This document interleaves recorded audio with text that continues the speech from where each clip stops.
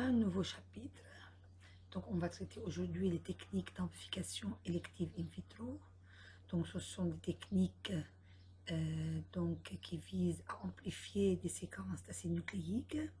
Et donc, c'est connu sous le nom de PCR, Polymerase Chain Reaction. Et donc, ce sont des techniques qui sont basées sur des réplications in vitro qui sont répétées plusieurs fois. Donc, ces techniques sont basées sur la répétition de réplication in vitro. Donc, on répète plusieurs fois cette réplication in vitro. Et donc, comme on a besoin, pour répliquer, on a besoin d'une ADN polymérase. Et comme l'ADN polymérase a besoin d'amorces, donc il faut des amorces spécifiques pour la séquence d'ADN à amplifier, des amorces qui s'hybrident donc aux extrémités de l'ADN amplifié. On peut aussi amplifier de l'ARN, mais bien sûr en le transformant en ADN et puis en amplifiant ainsi cet ADN-là. Donc, on va parler de la technique PCR, du principe de la technique et donc sa réalisation pratique. On va parler des composants de la réaction de PCR, ses limites et les problèmes rencontrés en PCR, ainsi que on va parler aussi des applications de la technique PCR. Principe et réalisation pratique. Donc, on a dit qu'on va amplifier la séquence d'ADN par des réplications répétitives, donc in vitro. Et donc, on a besoin d'une ADN polymérase pour vraiment répliquer in vitro la séquence d'ADN. Et donc, comme l'ADN polymérase ne peut pas travailler toute seule, elle a besoin d'une amorce ou d'une extrémité 3'OH libre pour compléter. Donc, on a besoin de synthétiser donc des amorces qui s'hybrident ou qui vont avec les extrémités du fragment d'ADN amplifié. Donc, en fait, les amorces sont des séquences oligonucléotidiques synthétiques capables de s'hybrider aux bornes, aux extrémités de l'ADN amplifié. Et comme donc l'ADN polymérase, elle va passer dans le sens 5'3', donc ces amorces doivent s'hybrider aux extrémités 3', donc du fragment amplifié. Ça veut donc il faut faire attention à ce que les amorces vont bien avec les extrémités 3' du fragment amplifié, parce que les amorces sont dans le sens 5'3' et la polymérase, elle va les compléter dans le sens 5'3'. Et donc, on répète les réplications. Les réplications vont être répétées plusieurs fois in vitro. Donc, à chaque fois, le nombre est doublé. À chaque réplication, le nombre est doublé. Et en fait, un cycle de PCR est formé de 3 étapes. La première, c'est la dénaturation. On commence par dénaturer l'ADN à amplifier. Donc, il faut vraiment, souvent, on chauffe à une température supérieure à la TM, donc ou à la TM du fragment ou à sa température de fusion. C'est autour de 90 à 95 degrés et pendant 30 secondes à 1 minute. Donc, il faut vraiment casser les liaisons hydrogènes. Il faut rendre simple brun le fragment amplifié comme première étape du cycle de PCR. Comme deuxième étape donc, du cycle de PCR, c'est l'hybridation. Une fois l'ADN amplifié et dénaturé et rendu simple brun, maintenant, donc on va diminuer, on va vraiment baisser la température, c'est entre 40 à 70 degrés, pour permettre à ces amorces de s'hybrider aux extrémités de l'ADN amplifié. Et comme l'ADN est rendu simple brun, donc ça veut dire que les amorces peuvent venir et s'hybrider donc aux extrémités 3' du fragment amplifié, et ceci pendant 30 secondes à 1 minute. Donc en fait, quand on commande les oligonucléotides ou les amorces qui vont donc aux extrémités de l'ADN amplifié, donc souvent donc la société qui nous fabrique les amorces donc nous donne toutes les informations nécessaires concernant la température de fusion, la température d'hybridation des amorces, etc. Donc on règle la température, on baisse la température à une température qui va avec l'hybridation des amorces aux extrémités du fragment amplifié, et ceci pour permettre vraiment la troisième étape, pour vraiment introduire la troisième étape qui est l'élongation. L'élongation, ça veut dire là, la polymérase, elle va vraiment polymériser. Elle va compléter les amorces. Donc souvent, on utilise une ADN polymérase qui est la TAC polymérase qui est thermostable, qui polymérise à 72 degrés et qui supporte les températures élevées. Et comme ça, elle va compléter et répliquer l'ADN donc, et permettre comme ça au premier cycle de terminer le premier cycle de PCR. Et la durée de cette étape est fonction de la longueur donc de la séquence. Plus la séquence est grande et de grande taille, plus donc la durée de cette étape est grande. Donc, dénaturation, hybridation, élongation, 3 étapes qui forment un cycle de PCR. Donc, on peut répéter ces 3 étapes ou ce cycle plusieurs fois. Et à chaque fois, l'ADN est dupliqué. À chaque cycle, l'ADN est dupliqué ou la quantité d'ADN est dupliquée. Et donc, ces cycles peuvent être renouvelés entre 20 à 50 fois. Donc, pratiquement 30. Donc, c'est vraiment, en moyenne, c'est 30. En moyenne, c'est 30. Donc là, c'est un schéma qui représente donc, les étapes d'un cycle de PCR.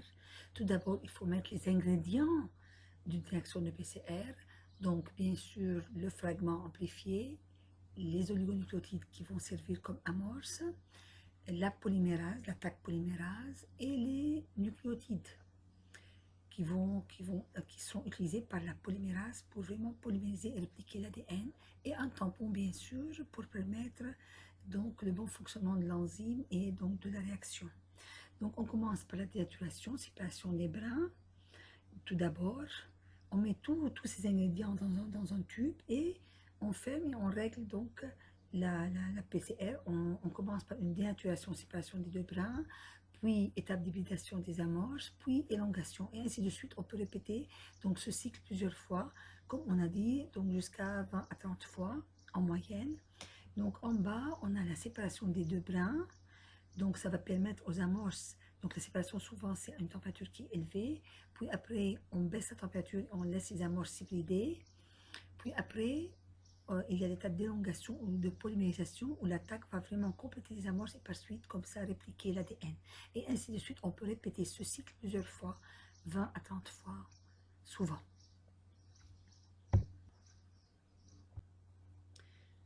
Concernant la quantité obtenue donc, en PCR, donc, comme à chaque fois le nombre est doublé, donc l'amplification suit une évolution exponentielle en principe, mais qui cesse de l'être après 20 cycles. Souvent après 20 cycles, on atteint ensuite rapidement un plateau. Ça veut dire après le nombre de molécules ne change pas. Pourquoi? C'est à cause de plusieurs raisons.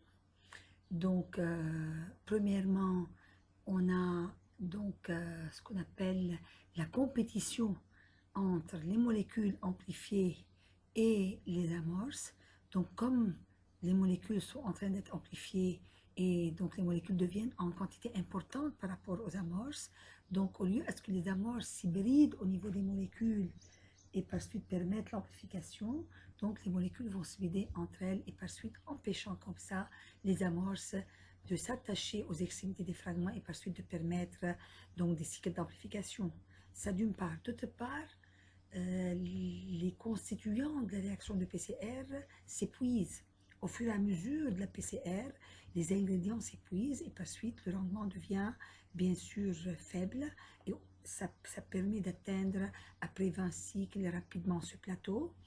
Et troisièmement aussi, il y a une chose, c'est que à force de chauffer, refroidir à chaque cycle, donc en fait, ça permet la production de molécules toxiques dans le milieu qui vont vraiment inactiver la polymérase et par suite diminuer le rendement de la réaction de PCR. C'est pour cela que après 20 cycles, donc souvent on atteint un plateau. Donc c'est pas la peine d'aller plus que 20 cycles. C'est pas la peine. Donc d'une manière théorique, en théorie, le nombre de copies obtenues à chaque cycle, c'est le double. Donc, si on part d'une molécule et après n cycles, on obtient 2 à la puissance n molécules. Donc, si on part d'une molécule d'ADN et après n cycles de PCR, et comme à chaque cycle le nombre est dédoublé, donc j'obtiens après n cycles 2 à la puissance n. C'est ce qu'on appelle taux d'amplification.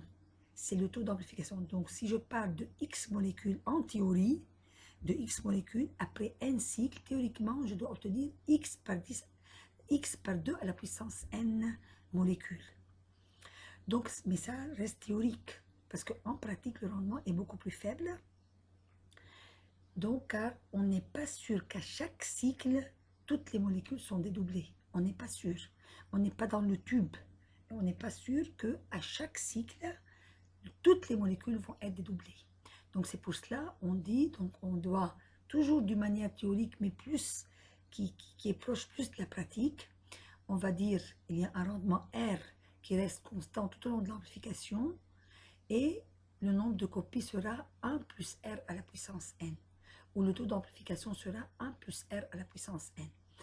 Je vais vous donner un exemple. Pour une PCR de 30 cycles, par exemple, et pour R, 85%, si on va dire que à chaque cycle, il y a seulement 85% des molécules qui vont être répliquées, donc le nombre de copies sera 1 plus 0,85 à la puissance N, ça veut dire à la puissance 30, et comme ça sera la quantité de molécules obtenues donc après 30 cycles. Ça reste théorique, mais c'est plus, comment dire, plus réel. C'est dans la théorie, mais plus proche du réel, de ce qui se passe vraiment dans le tube. Mais ce qui se passe vraiment dans le tube, on ne le connaît pas. On ne sait pas, parce que à chaque cycle, on a un rendement qui est différent. Peut-être tantôt 20% des molécules qui vont être appliquées, parfois 100%, parfois 90%, donc on n'est pas sûr. C'est pour cela on va dire qu'il y a un rendement R, donc pour tous les cycles de la PCR, qui est par exemple de 85%, ça peut être 80%, mais ça reste théorique, mais un peu plus proche donc de ce qui se passe dans le tube, parce que 2 à la puissance N, c'est très théorique. C'est très théorique, on ne l'a jamais. On ne l'atteint jamais.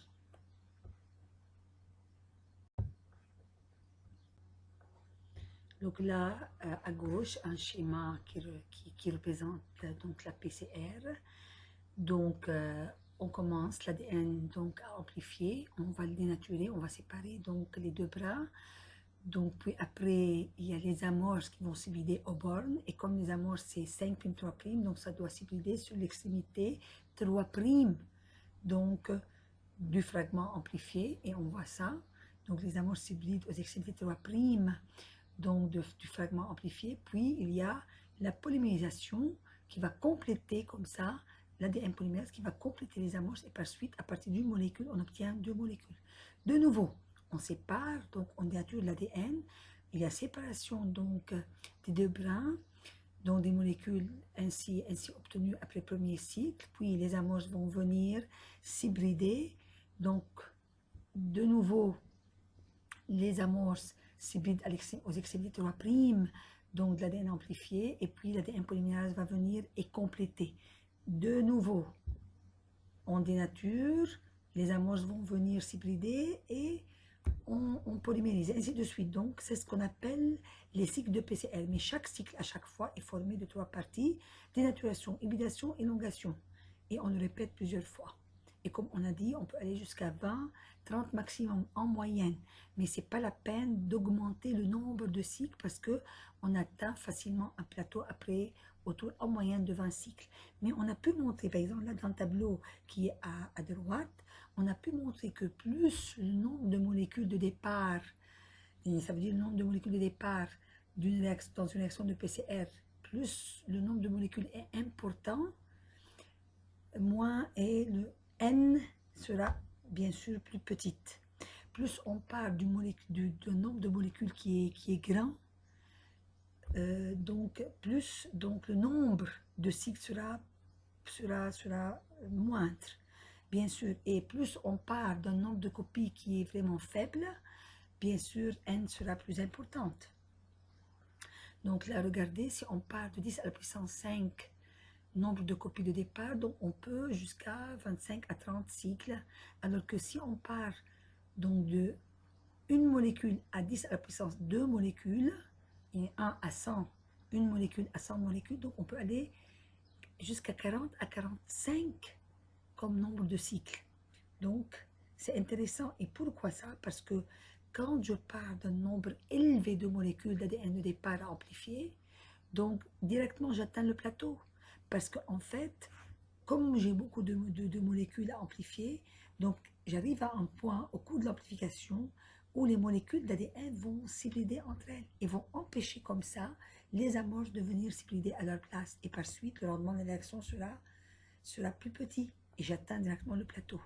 C'est surtout la compétition entre amorces et molécules d'ADN amplifiées qui est vraiment, c'est un point très important donc, durant la PCR. Donc plus on part d'un nombre moindre de molécules de départ, plus on peut aller en nombre de cycles de PCR.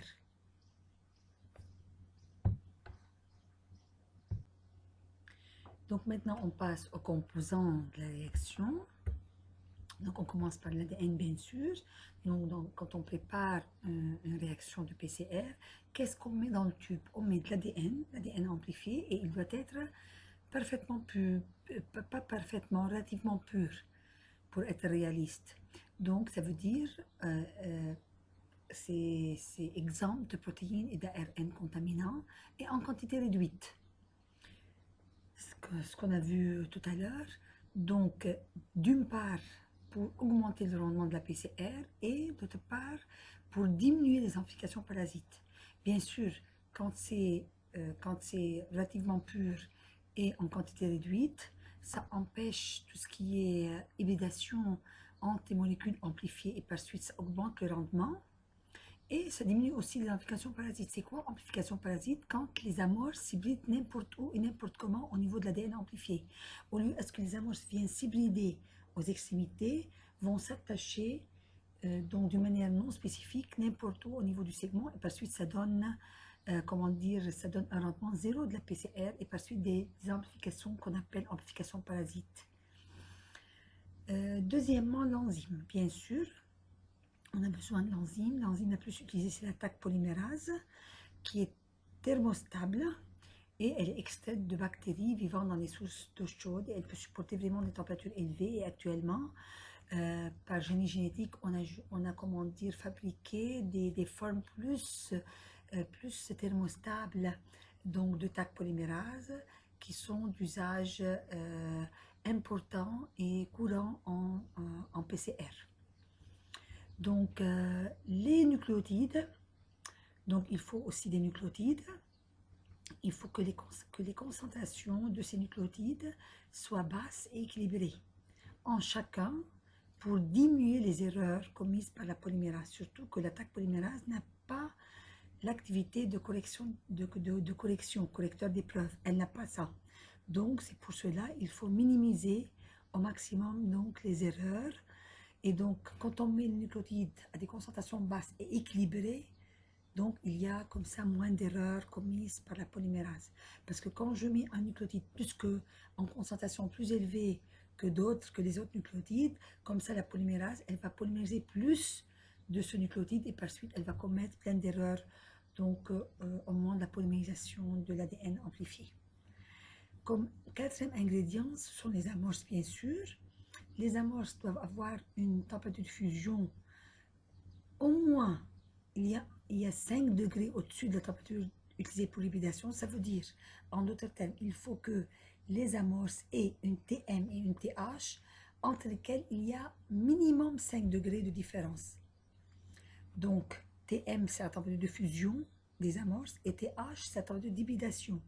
Pour que les amorces soient vraiment bien choisis pour la technique du PCR, il faut qu'il y ait entre leur TM et leur TH un minimum 5 degrés pour qu'il y ait vraiment une spécificité d'hybridation avec les excités d'ADN amplifiés.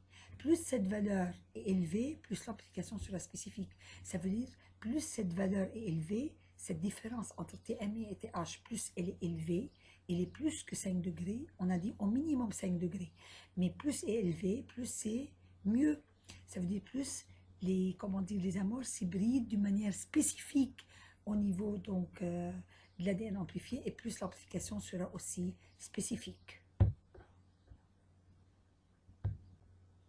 De plus, donc le choix des amorces est une étape très importante. La séquence des amorces ne doit pas permettre la formation de structures secondaires. Ça veut dire qu'il faut éviter les répétitions GC ou les séquences GC qui permettent la formation de structures secondaires, ni d'hybrides entre amorces. Aussi, il faut que les amorces, il ne faut pas qu'il y ait entre les amorces des structures complémentaires qui permettent comme ça leur hybridation entre elles. Et il faut que la composition en base soit équilibrée sans séquences répétitives et que les TM des deux amorces ne soient pas trop différentes l'une de l'autre. Ça veut dire que quand je mets la TM, donc parce qu'on sait que on a chaque cycle, c'est dénaturation, hybridation des amorces et élongation. Donc à l'hybridation des amorces, je règle donc à une TM bien déterminée. Il faut que cette TM soit convenable pour les deux amorces. Il faut que ça va pour l'amorce 1 comme pour l'amorce 2. Donc il faut que les deux amorces aient une TM qui est vraiment, qui sont proches. Des TM qui sont proches. Et comme ça, je règle une TM qui soit vraiment convenable pour les deux amorces. Il faut aussi un tampon qui contient donc une concentration en ion magnésium qui est très important pour la stabilité du nucléotide et pour les réactions pour l'attaque polymérase. On sait que les cations bivalents sont des cofacteurs des enzymes et c'est très important pour leur fonctionnement. Il faut aussi un pH qui est convenable pour l'enzyme, autour de 8 points et quelques, 8.3, 8.8. Concentration en sel qui est aussi importante pour la stabilité donc des hybrides amorces et ADN amplifiés. Il faut aussi de la formamide.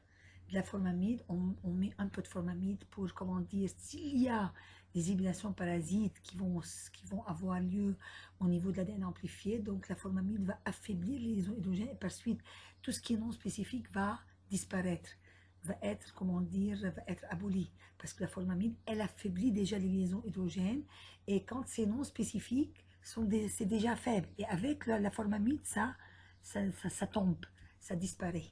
Donc, la formamide est très importante pour minimiser au maximum tout ce qui est non spécifique, tout ce qui est amplification parasite. Et le diméthylsulfoxyde DMSO, c'est quand on a, comment dire,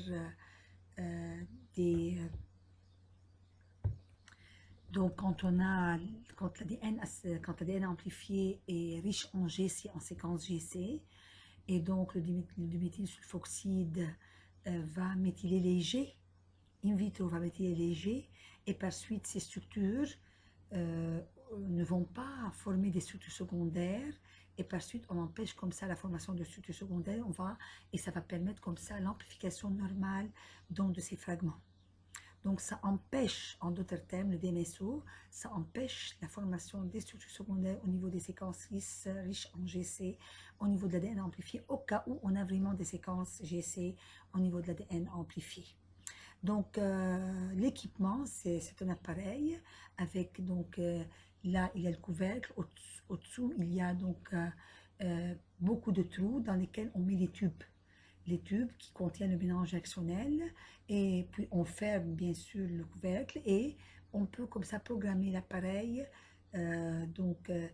Pour chaque étape d'un cycle de PCR, on règle les paramètres du point de vue température et temps, et puis on peut aussi définir combien de cycles on veut, combien de cycles de PCR on va faire, et donc la machine va se lancer et elle va s'arrêter quand vraiment tous les cycles sont terminés, et après on peut comme ça par un simple gel voir si la réaction a marché. Si on obtient une bande intense de notre fragment, ça veut dire que ça a été amplifié. Si on obtient un smear avec vraiment un smear avec plein de petits fragments qui ont été amplifiés n'importe comment, ça veut dire la PCR n'a pas marché, on a eu des amplifications parasites et la PCR n'a pas bien marché.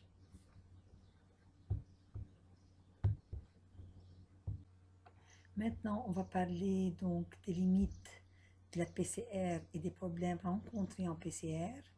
Donc, les limites, on commence par la taille de la séquence amplifiée. On ne peut pas amplifier n'importe quel fragment d'ADN. Donc, on peut aller au maximum en PCR classique à amplifier un fragment allant jusqu'à 3 kilobases, au maximum. Mais on a pu mettre au point une technique qu'on appelle long PCR, où on peut amplifier donc, des fragments allant jusqu'à 40 kilobases. Et donc, dans cette technique, donc, le pH doit être plus élevé par rapport à la PCR classique. Le temps de la dénaturation, il est plus petit par rapport à la PCR classique, alors que l'élongation, le temps est plus grand, parce que le fragment est plus grand. Et en plus, l'attaque polymérase qui est utilisée en PCR classique, il faut ajouter donc 2 autres polymérases qui ont des activités de correction des épreuves, comme PFU ou VENT, qui sont vraiment des enzymes, des polymérases qui peuvent, comment dire, qui ont l'activité exonucléasique 3'5' et par suite qui ont l'activité de corriger donc les erreurs au niveau de l'ADN polymérisé. Et comme l'ADN est grand et long, donc l'attaque polymérase, donc cette attaque polymérase va commettre beaucoup d'erreurs parce que le fragment est long, va commettre beaucoup d'erreurs. Donc, on a besoin de PFU et VENT pour vraiment corriger les erreurs commises par l'attaque polymérase. Comme deuxième limite, c'est le nombre de copies de la cible. Ce n'est pas la peine d'augmenter le nombre de copies de la cible de départ, l'ADN amplifié. Ce n'est pas la peine d'augmenter le nombre de copies de l'ADN amplifié parce qu'on a déjà vu que plus on part d'un nombre de molécules de départ qui est faible, plus le rendement de la réaction de PCR sera plus important. Et plus on part d'un nombre de molécules de départ qui est élevé, plus le rendement sera moindre. Donc, ce n'est pas la peine d'augmenter le nombre de copies donc, de l'ADN amplifié. Et on a déjà vu que si on parle d'une copie, donc le rendement sera vraiment sera très important. Mais ce n'est pas très réalisable dans la pratique. Donc, inefficacité de l'augmentation du nombre de cycles. Aussi, ce n'est pas la peine d'augmenter le nombre de cycles. Je dis, je vais faire 100 cycles. N est égal à 100. Ce n'est pas la peine parce qu'à 20 ou à 30 cycles, 20 à 30 cycles, on atteint directement le plateau. Donc, ce n'est pas la peine. Ce n'est pas la peine d'augmenter le nombre de cycles parce que directement, on va atteindre le plateau et c'est dû à l'interférence entre le nombre de molécules amplifiées et les amorces. Donc, les problèmes rencontrés, on va commencer. Donc, on a plusieurs problèmes rencontrés. On a la contamination. Donc, la source majeure de la contamination, c'est l'ADN déjà amplifié au cours des manipulations précédentes. Donc, souvent, l'ADN amplifié, l'ADN déjà amplifié, on le manipule. Si on le manipule à côté ou au même endroit de l'ADN à amplifier, il va y avoir donc une contamination des aérosols qui vont passer dans le tube de l'ADN amplifié et ça va interférer avec les amorces, avec l'ADN amplifié et par suite créer des amplifications parasites. Donc, il faut toujours séparer ces deux endroits. L'ADN, la préparation de l'ADN amplifié sera dans un endroit différent de l'ADN qui a été déjà amplifié. Donc, deuxièmement, le manque de fidélité de l'attaque polymérase. On sait bien que l'attaque polymérase ne possède pas d'activité de correction des épreuves au proofreading. Donc, le taux d'erreur introduite par cette enzyme est particulièrement élevé et de l'ordre de 10 puissance moins 4. Les amplifications parasites, on sait qu'on a toujours ce risque d'amplification parasite en PCR. Pourquoi? Parce que les amorces sont des petites séquences oligonucléotidiques qui sont courtes et qui peuvent avoir la possibilité de s'hybrider n'importe où au niveau de l'ADN amplifié et par suite créer des hybridations parasites qui peuvent aboutir à des amplifications parasites. Donc, le moyen le plus efficace pour vraiment minimiser ces amplifications parasites, c'est de jouer sur la stringence du milieu. La stringence du milieu, ça veut dire tout ce qui est la concentration en sel, formamide, température, c'est ça. Concentration en sel, je peux diminuer la concentration en sel pour vraiment minimiser ces amplifications parasites ou ces hybridations parasites qui donnent des amplifications parasites. Quand je diminue la concentration en sel, les hybridations parasites vont être moindres et par suite, ça aboutit à moins d'amplification parasite. De même, si j'augmente un petit peu la formamide aussi, ça peut minimiser les hybridations parasites et par suite minimiser ainsi les amplifications parasites. Et la température, si j'augmente la température aussi, je peux minimiser les hybridations parasites et par suite les amplifications parasites. Et donc, comme exemple d'augmentation de température, il y a ce qu'on appelle la Hot Start PCR, qui a été vraiment mise au point dans le but de diminuer au maximum les hybridations parasites. Elle consiste à dénaturer à température élevée la première dénaturation du premier cycle.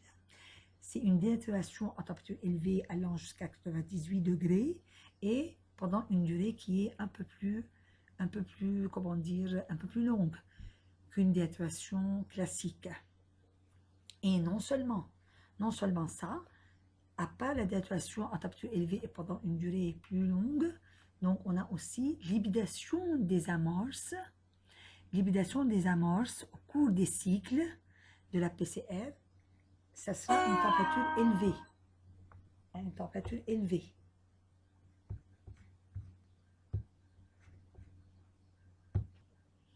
Donc cette température, il faut hybrider les amorces. Il faut permettre à ces amorces de s'hybrider à une température qui reste toujours convenable pour l'hybridation au niveau de l'ADN amplifié, mais qui est quand même comment dire, assez élevée pour permettre à ces amorces de s'hybrider n'importe où et par suite de créer ce qu'on appelle des hybridations parasites et par suite des amplifications parasites.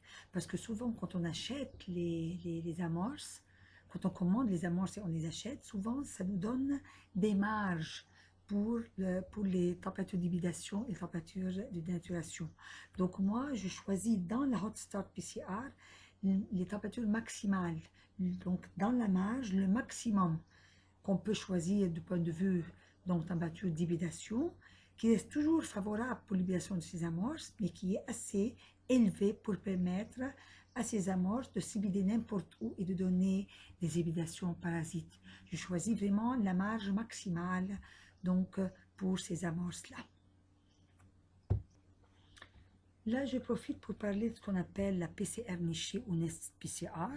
C'est en fait une PCR, c'est deux PCR successives, donc deux réactions de PCR successives, une première PCR avec deux amorces, avec une paire d'amorces. Donc, on fait 20 cycles, par exemple. Puis après, je prends un petit peu de cette réaction et je refais une deuxième PCR avec 20 autres cycles. Et donc, mais avec deux amorces, ou une paire d'amorces différentes des deux premières amorces et qui sont vers l'intérieur de l'ADN amplifié par rapport aux deux premières amorces, qui sont plus à l'intérieur par rapport à l'ADN amplifié, donc plus à l'intérieur donc l'ADN amplifié par rapport aux premières amorces, et ceci dans quel but? Je dis, donc si la deuxième PCR a marché, ça veut dire que la première a bien marché sûrement. C'est pour vérifier une PCR d'une part, et d'autre part, c'est pour amplifier de plus en plus mon ADN. Comme ça, j'ai fait 20 cycles dans une première PCR et 20 cycles dans la deuxième PCR. Donc, au lieu de faire d'un seul coup 40 cycles avec la moitié des cycles sans sens, parce que vous savez, c'est pas la peine d'augmenter le nombre de cycles.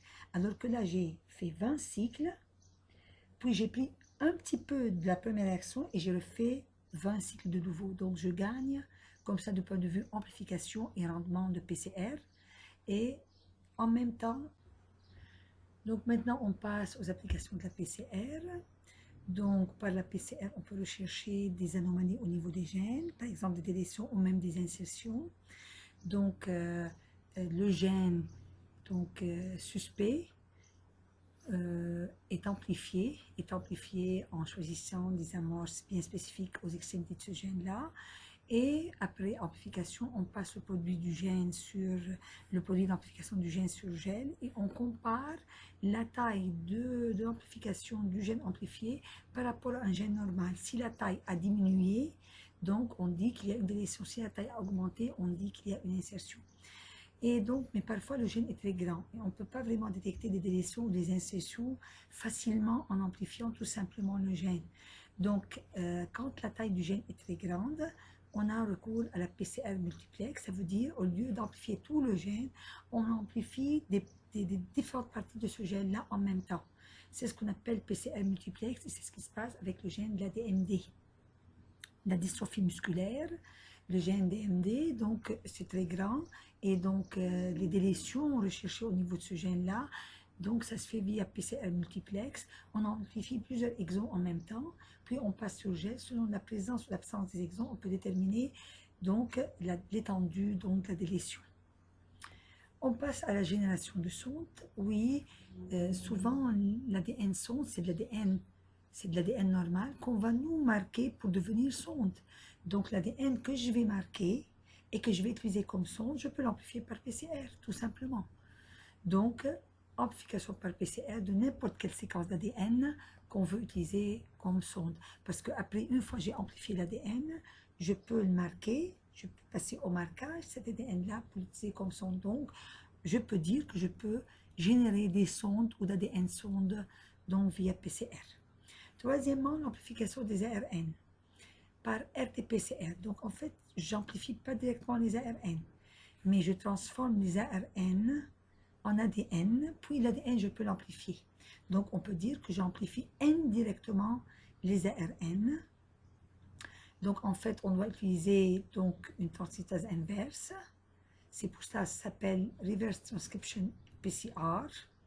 Donc, on utilise la transcriptase inverse qui va transformer l'ARN en ADN-C ou en ADN. Et puis, cet ADN-là, je peux l'amplifier et avoir comme ça une idée d'une manière indirecte, selon la quantité d'ADN obtenue, je peux avoir une idée sur l'ARN de départ. Donc, comment on fait? On peut ou bien amplifier un ARN donné, indirectement un ARN donné, ou bien tous les ARN. Si c'est un ARN bien déterminé, il faut, bien sûr, pour faire agir la transcriptase inverse, donc comme c'est une polymérase, donc elle a besoin d'une amorce. Donc, si on veut amplifier un ARN donné, donc on doit utiliser une amorce, on doit fabriquer une amorce oligonucléotidique qui s'hybride à l'extrémité 3' du messager amplifié, ou bien si on veut amplifier tous les ARN, souvent c'est une amorce polyté, parce que la plupart des ARN eucaryotes ont une queue poly A, donc on n'a qu'à utiliser une amorce polyté pour vraiment amplifier et par suite avoir donc tous les ARN. Donc on commence par donc, cette amorce, que ce soit pour un ARN ou pour tous les ARN. Donc on fait le premier brin d'ADN, puis après on mange l'ARN par l'activité RNase H. On a plusieurs techniques, ça peut être une digestion ménagère, ça veut dire que je laisse agir faiblement cette RNase H et je mange d'une manière ménagère cet ARN, et par suite il reste des petits bouts qui vont servir à une ADN polymérase de compléter donc l'autre brin donc d'ADN-C. Et comme ça j'aurai ou bien un ADN qui correspond à mon ARN, ou bien les ADN-C qui correspondent à tous les ARN donc de la cellule. Allez, il y a d'autres techniques pour avoir cet ADN-C. Je ne suis pas obligée de faire une digestion ménagère par RNase H. Je peux par exemple manger complètement et par suite utiliser une amorce, une nouvelle amorce qui va avec donc l'extrémité, donc comme on dit 3' de cet ADN-là nouvellement synthétisé, et par suite la polymérase, elle va compléter l'autre brin d'ADN-C. On a vraiment plein d'autres techniques, on va les voir après. Mais une fois j'ai l'ADN-C qui correspond à mon ARN ou les ADN-C qui correspondent à tous les ARN, maintenant je peux, comment dire, les amplifier.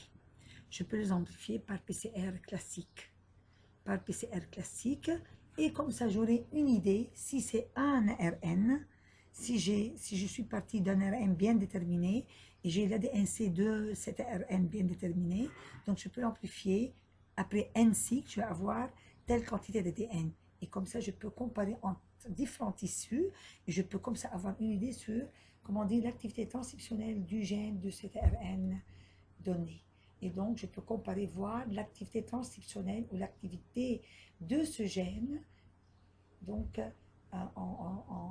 comment dire, selon la quantité d'ADN obtenue, je peux déduire à peu près et comparer en tissu l'ARN donc de ce gène entre ces tissus-là, si c'est plus, moins, et par suite étudier l'activité transcriptionnelle des gènes via la RT-PCR. Donc, la PCR, est-ce qu'on peut quantifier par PCR? Théoriquement, la PCR devrait permettre une détermination donc, du nombre de copies de la séquence d'ADN ou d'ARN. Et ceci avec une grande sensibilité, ça devrait. Mais en fait,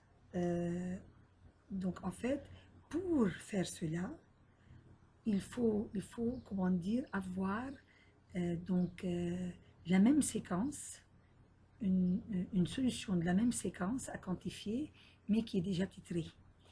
Et comme en PCR, il faut mettre, pour vraiment quantifier d'une manière précise, il ne faut pas mettre la séquence à quantifier et la séquence quantifiée, déjà quantifiée dans deux tubes à part, il faut les mettre dans le même tube et puis après n cycles, comment dire, comparer les résultats et dire tel qui est titré, ça a donné tel nombre. Alors celle qui n'est pas titrée a donné telle quantité, donc ça correspond à combien de concentration ou de nombre de copies, et comme ça on peut vraiment déduire et quantifier par PCR classique. Mais en fait, on doit mettre les deux, titrés et non titrés, et qui sont vraiment la même séquence. Donc celle qui est titrée et celle qui n'est pas titrée doit être vraiment dans le même tube et doit être la même séquence. Donc c'est très dur. Il faut après les distinguer en créant quelque chose dans la séquence de l'une des deux pour vraiment après distinguer ce gel et par suite comparer et quantifier la séquence non titrée. Donc cette technique reste dure. La PCR classique reste dure à être réalisée. Donc d'où actuellement on a développé une PCR qu'on appelle en temps réel qui a fait vraiment la révolution et qui est basée sur le principe de transfert d'énergie par résonance au fret. Donc, ça permet vraiment de quantifier d'une manière précise et donc l'ADN ou même l'ARN. Donc, la technique la plus utilisée, c'est la technique Tachmann. Donc, en fait, dans cette technique, une sonde particulière est introduite dans un mélange réactionnel de PCR ou de RT-PCR. RT-PCR quand il s'agit d'ARN. Cette sonde est d'une longueur d'une vingtaine à trentaine de nucléotides et qui est complémentaire de la région centrale de l'acide nucléique à quantifier. Donc cette sonde est marquée avec un fluorophore à son extrémité 5' et avec un quencher à son extrémité 3'. Donc les deux molécules fluorophore et quencher sont alors très proches, suffisamment proches pour qu'ils se produisent un phénomène de fret. Ça veut dire aucune lumière n'est émise lorsque le fluorophore est excité. Donc, au cours de la PCR, lors de l'étape d'élongation de la PCR, l'attaque polymérase rencontre cette sonde et la détruit grâce à son activité 5'3' exonucléase. Et ainsi, les nucléotides de la sonde sont alors libérés dans le milieu. Il en résulte que le fluorophore et le quencher ne sont plus à des distances où le transfert d'énergie peut se faire. Donc, lorsque le fluorophore est excité, il émet alors une lumière qui n'est plus absorbée et qui peut être mesurée grâce à un photomultiplicateur, situé bien sûr à l'extérieur du tube. La quantité de lumière émise est proportionnelle à la quantité de sonde détruite et donc à la quantité de produit de PCR synthétisé. Donc, la fluorescence au sein du tube peut être mesurée de manière continue au cours de la PCR. Et il est possible de déterminer à tout moment la quantité d'acide nucléique amplifié, d'où le nom de PCR en temps réel. Ensuite, il y a d'autres techniques qui sont proches de la technique Tachmann qui sont développées. Donc, ce sont des variantes de Tachmann. L'inconvénient de ces techniques basées sur le principe fret, est que les sondes sont difficiles à synthétiser et sont de coût élevé. Donc, d'où une autre possibilité bien plus économique consiste à utiliser le cybergreen, la substance cybergreen qui a la propriété de présenter une fluorescence verte lorsqu'elle se fixe à l'ADN double brun. Donc, il suffit d'ajouter cette substance à la réaction de PCR et la fluorescence verte qui sera mesurée tout au long de la PCR sera proportionnelle à la quantité d'ADN double brun présent et donc à la quantité de produits de PCR formés. L'avantage est le coût, car aucune sonde supplémentaire n'est nécessaire. Mais l'inconvénient majeur est le manque de spécificité, car les produits d'amplification parasites donneront aussi un signal comme les produits d'amplification spécifiques. Cet inconvénient n'existe pas avec les autres approches où un signal de fluorescence ne peut être fourni que si la sonde marquée s'est hybridée avec l'acide nucléique. Maintenant, on va parler de quelques techniques d'amplification. Autres que par PCR, vraiment ce sont des techniques particulières d'amplification comme la NASBA. On va parler de la NASBA, de la technique d'ADN branché, ainsi que de la technique LCR. Maintenant, on passe à la technique NASBA. Donc, c'est une technique où on peut amplifier de l'ARN, qu'on peut amplifier de l'ADN. Mais dans les deux cas, cet ADN ou cet ARN doit être dénaturé et donc est transformé en ADN-C. Donc, en fait, on fait appliquer une amorce droite pour fabriquer le premier brin d'ADN-C. Et cette amorce droite est associée à un promoteur. Là, c'est un promoteur, par exemple, phagique, T7 phagique. Donc, on fabrique le premier brin d'ADN-C, puis on laisse appliquer l'arénase H ou l'activité arénase H. Donc, bien sûr, je n'ai pas dit que grâce à la transcriptase inverse, qu'on peut vraiment surtout faire ça, surtout à partir de l'ARN fabriqué donc de l'ADN-C. Donc, cette transcriptase inverse va vraiment fabriquer le premier brin d'ADN-C, mais il faut faire attention que l'amorce droite doit être associée à un promoteur. Dans notre cas, c'est un promoteur phagique T7. Puis l'activité arénase H de la transcriptase inverse va digérer l'ARN, qui est servi de matrice. Et puis, on fait appliquer maintenant une amorce gauche qui va permettre comme ça la synthèse du second brin d'ADN-C. Donc, à la fin de cette étape d'initiation, on a un ADN-C double brin avec un promoteur à droite. Donc, maintenant, puisqu'on a un promoteur, par exemple la phagique, on peut appliquer la RN polymérase phagique T7 qui va, à partir de cet ADN-C, fabriquer plein d'ARN. On va dire X copies d'ARN. Mais ces X copies d'ARN, je peux aussi les transformer en X copies ADN-C. Et de la même manière, c'est de la même façon que j'ai utilisé au départ. De même, grâce à la transférence inverse, je peux transformer ces ARN, X copies ARN en X copies ADN-C. C'est tout en servant de l'amorce droite associée à un promoteur T7. Je fabrique l'ADN-C, le premier brin d'ADN-C, puis grâce à l'activité arénase H et puis grâce à son activité polymérasique, je peux fabriquer le second brin en utilisant aussi une amorce gauche. Et comme ça, je peux aboutir à X copies ADN-C double brin que je peux utiliser aussi pour transcrire X copies ARN. Donc, via la T7 ARN polymérase. Et ainsi de suite. Je peux comme ça répéter ce cycle N fois, et après N cycles, je peux obtenir X à la puissance N copies. X à la puissance N copies. Donc, comme ça, je peux vraiment amplifier plusieurs, je ne sais pas, on peut dire 10 à la puissance 6, même 10 à la puissance 7 fois par rapport à un PCR classique. Le taux d'amplification est vraiment beaucoup plus important par rapport à un PCR classique. Mais ce qui est intéressant, c'est que à la fin, comme produit d'amplification, je peux obtenir de l'ARN et de l'ADN. C'est de l'ADN et de l'ARN. Et l'inconvénient majeur de cette technique, c'est que, en fait, il n'y a pas de changement de température. C'est une technique isotherme à 42 degrés. Et donc, le risque de contamination est très important.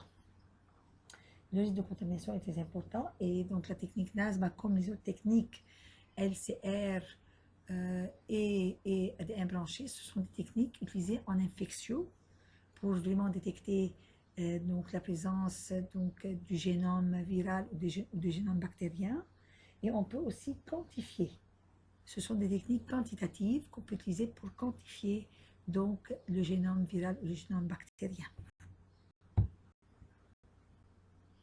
La technique d'ADN branché, en fait une sonde complémentaire de l'acide nucléique à étudier ou à détecter, que ce soit ADN ou ARN, doit être immobilisée sur un support solide.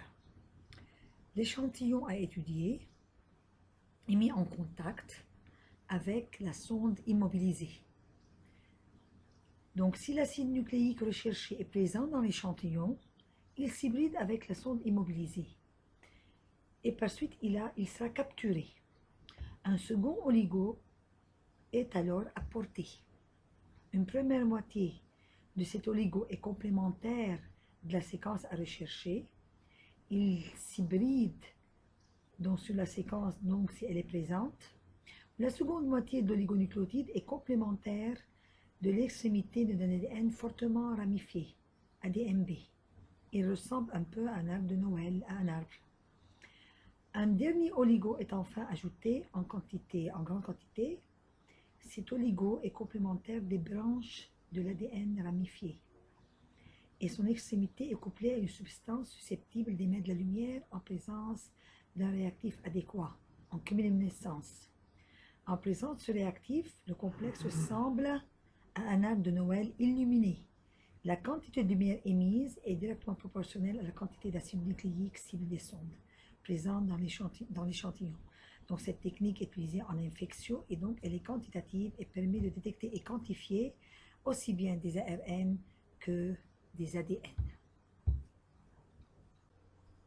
Maintenant, on passe à la LCR. La technique LCR, elle repose sur la propriété des ADN ligases qui ne sont capables de ligaturer deux séquences d'ADN que si ces deux séquences sont parfaitement hybridées avec leur brin complémentaire, ça veut dire sans trop ni mise à pariment au point de ligation. Donc en fait, le principe de cette technique est très simple. Deux oligos contigus et complémentaires de la séquence à explorer ou à rechercher sont incubés avec les acides nucléiques à étudier à une température permettant l'hybridation. Si la séquence qui leur est complémentaire est présente dans l'échantillon, ces oligonucléotides vont s'hybrider à cette séquence. Une fois l'hybridation réalisée, et si elle est parfaite, une ligase qui est présente dans le milieu assure leur ligature, ce qui conduit à un dimère d'oligonucléotides. La température est ensuite élevée au-dessus de l'ATM de l'ADN analysé, ce qui conduit ensuite au détachement du dimère d'oligonucléotides de la séquence cible et de nouveaux cycles identiques sont réalisés. Si la séquence est présente dans l'échantillon étudié et si l'hybridation est parfaite, on observe une accumulation progressive des dimères. Dans le cas contraire, les oligonucléotides restent sous forme de monomères. Donc cette technique permet de mettre en évidence la présence ou l'absence d'une séquence donnée. Elle est donc une technique de choix en infectiologie. Il est aussi possible de caractériser des mutations avec cette technique-là. Donc en effet, si un mésappariement est présent au niveau du point de ligation, la ligase ne peut pas assurer la ligature.